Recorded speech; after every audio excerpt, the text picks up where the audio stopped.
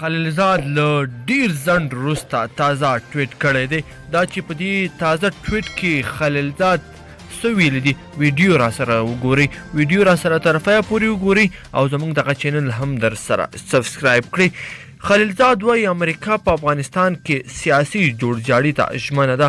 د افغان سولې لپاره د امریکا د بهرنیو چارو وزارت ځانګړي استازي زلمي خلیلزاد تازه په خپلو ټویټونو کې ویلي چې امریکا په افغانستان کې سیاسي جوړجاړي او د روانې جګړې پای ته رسولو ته ژمنه ده.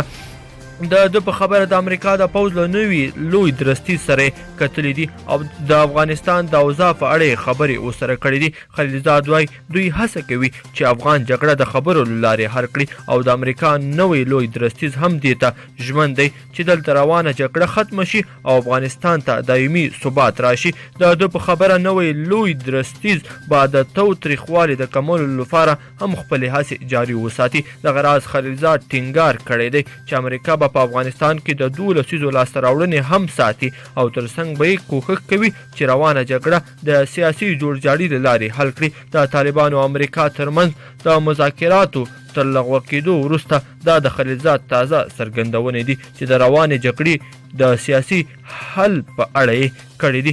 ګرانو کتونکو او مینوالو که مو ویډیو خوښه شوې وي د سره لایک کړئ او نورو دوستانو سره یې هم شریکه کړئ. ډیره مننه.